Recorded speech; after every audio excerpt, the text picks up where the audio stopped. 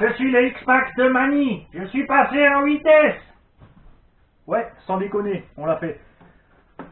Alors, je l'ai fait très simplement de deux façons différentes.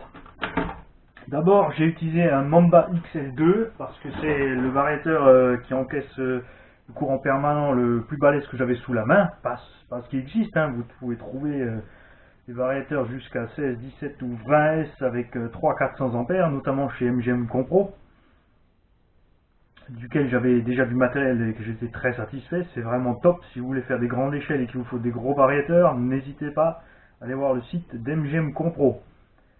Alors pour ma part, donc le XL2 parce que je suis content avec. J'avais déjà aussi sur plusieurs modèles. Alors quels sont les deux systèmes différents que j'ai utilisés, puisque je vous ai parlé de deux systèmes. Alors le premier essai a été fait avec un Léopard 4092, donc un moteur plus petit en diamètre que le moteur d'origine, mais nettement plus long. J'ai donc utilisé une plaque de fixation avant en alu. J'ai tout simplement percé et fraisé pour fixer mon moteur. Donc ce moteur rentre à un demi-millimètre près sans encombre dans le logement. Il m'a été nécessaire par contre donc à l'arrière du logement de fraiser un tout petit demi-millimètre à l'arrière. Donc un coup de lime suffit pour glisser le moteur dedans. Ce moteur ne tourne qu'à 980 kV, donc pas très vite, il est donc nécessaire de mettre un pignon relativement grand. J'ai fait un essai. Quoi? J'ai pas filmé l'essai? Oui, j'ai pas filmé l'essai. Puisque je voulais vous éviter de voir un incendie ou quelque chose partir en fumée éventuellement. Ou tout simplement un essai nul à chier avec un pignon qui va se balader tout seul au bout de 2 minutes de ligne droite.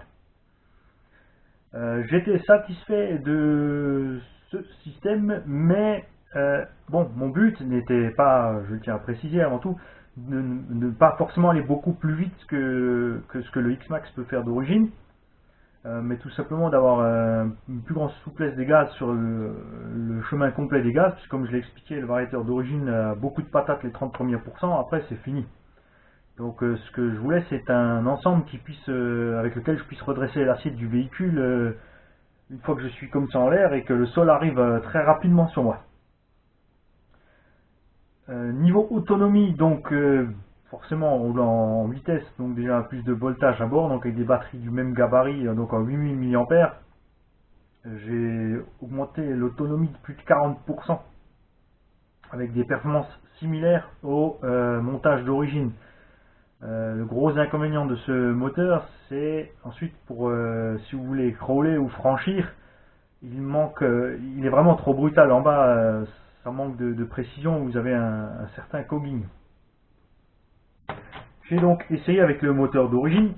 Je me suis dit, allez, tant pis, on va bien voir si ce petit bébé va lâcher ou pas. J'ai donc mis le moteur d'origine, et là aussi, au lieu d'utiliser donc le pignon de 15 qui est fourni avec en 6S, j'ai fait mon calcul, je suis descendu à un pignon de 12, ce qui nous laisse une vitesse de sortie d'arbre de transmission supérieure de 1000 tours. Donc effectivement, sur la route, peut-être 10% de Vmax en plus. Par contre là, vraiment très satisfait des performances. J'ai passé un pack complet à fond la caisse, donc une vingtaine de minutes gaz, frein, gaz, frein, gaz, frein sans pitié, pour voir ce que ça donne. Le moteur n'a pas surchauffé, je n'ai pas eu de coupure de température, ni moteur, ni variateur. Bon, c'est toujours pas encore l'été en Alsace. On a entre 15 et 20 degrés à l'extérieur, donc ça va évidemment faire une grosse différence quand on atteindra les 30-35 degrés là dehors. En tout cas, vraiment très satisfait. Le moteur a tenu bon, je ne l'ai pas économisé. Et là, oui, j'aurais dû vous faire la vidéo, comme ça j'aurais pu au moins vous passer 5 minutes peut-être de l'essai. C'est vraiment super. On se retrouve en fait avec la sensation qu'on a avec un Emax en 4 ou 5S. Niveau puissance et maniabilité, on peut vraiment changer l'assiette en l'air très simplement. Et la mécanique a tenu bon. Comme je vous l'ai dit, j'ai pas révisé. Il a effectivement passé la dizaine d'heures d'utilisation et je l'ai pas démonté puisqu'il n'y a rien, il n'y a pas d'usure spécifique. J'ai ouvert les roulements sur les moyeux de roue pour remettre un peu d'huile et refermer les roulements.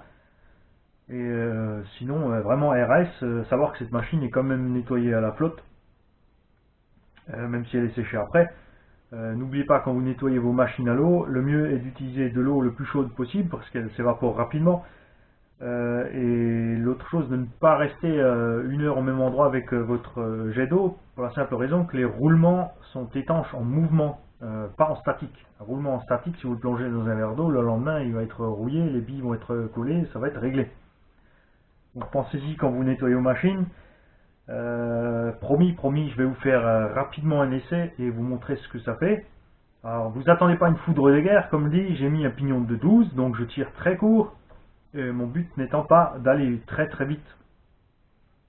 Si vous voulez aller vite et voir ce que ça fait un X-Max qui casse, achetez-vous un X-Max et cassez votre X-Max, mais pas le mien, ça c'est moi qui fais. Salut à tous!